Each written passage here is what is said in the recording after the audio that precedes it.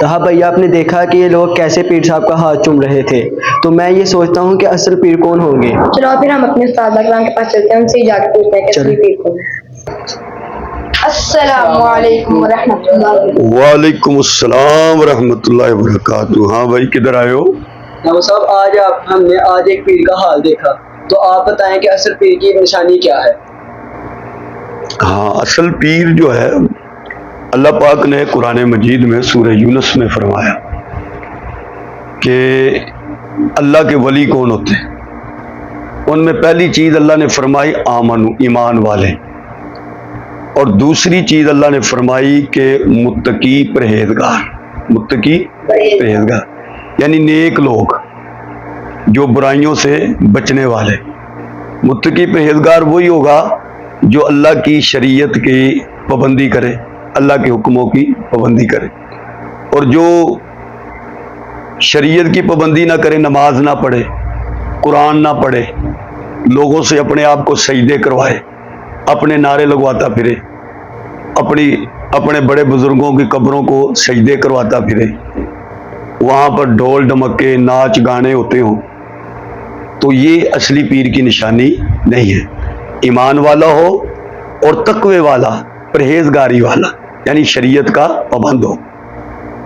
حضرت سلطان باہو رحمۃ اللہ علیہ نے اپنی کتاب کشف اسرار میں فقیر کی، پیر کی، ولی کی نشانی بیان کی۔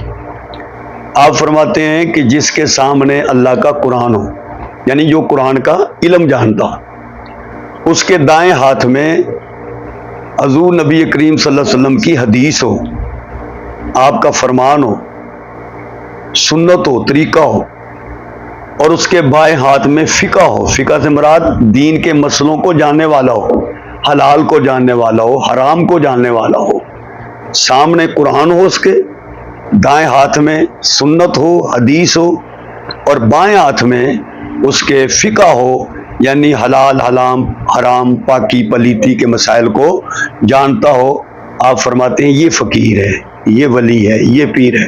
اور جس کو پاکی پلیتی کا ہی پتہ نہیں، جس کو غسل کرنے کا طریقہ نہیں آتا، جسے یہ پتہ ہی نہیں کہ یہ حلال ہے کہ حرام ہے، تو وہ چاہے ہوا میں اڑتا پھرے، چاہے وہ کنویں میں الٹا لٹک جائے، چاہے وہ پانی کے اوپر سے ایسے گزر جائے کہ اس کے پاؤں بھی گیلے نہ ہوں، وہ اللہ کا ولی نہیں ہو سکتا۔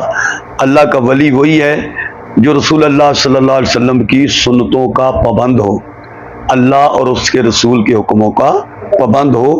تو ہمیشہ پیر کی نشانی یہ ہے۔ پیر سے ہم بیعت کرتے ہیں۔ بیعت کرنے کا کیا مطلب ہوتا ہے؟ بیعت کرنے کا مطلب یہ ہوتا ہے کہ ہم ان سے اپنی اصلاح کراتے ہیں۔ اصلاح کرانے کا مطلب کیا ہے؟ جیسے ہم ڈاکٹر کے پاس جاتے ہیں تو ڈاکٹر کو کیا کہتے ہیں؟ ڈاکٹر صاحب مجھے دیکھیں، مجھے کیا ہے؟ تو ڈاکٹر صاحب جو ہے وہ نبض چیک کریں گے، تھرمامیٹر کے ساتھ چیک کریں گے، کیا ہے جی؟ آپ کو بخار ہے جی، نزلہ ہے، زکام ہے، تو وہ آپ کے جسم کا علاج کرتے ہیں۔ ایک ہوتا ہے انسان کا جسم، ایک ہوتا ہے انسان کا اندر، جس کو ہم روح کہتے ہیں۔ تو ڈاکٹر جو ہے وہ انسان کے باہر کی اصلاح کرتا ہے، علاج کرتا ہے۔ جو اللہ والے ہوتے ہیں وہ انسان کے اندر کیا علاج کرتے ہیں۔ انسان میں جو برائیاں ہیں، اس کے اندر جھوٹ ہے، گالیاں ہیں، برے کام ہیں، وہ سارے اندر کے ساتھ تعلق رکھتے ہیں۔ تو وہ اللہ کے ولی جو ہوتے ہیں وہ اندر کا علاج کرتے ہیں۔ تو لہذا پیر بھی وہی پکڑنا چاہیے کہ جو شریعت کا پابند ہو، جس کا چہرہ حضور کی سنت کے مطابق ہو، جس کا رہنا سہنا حضور کی سنت کے مطابق ہو، جس کا کھانا پینا حضور کی سنت کے مطابق ہو، اور جو خود نشہ کرتا ہو۔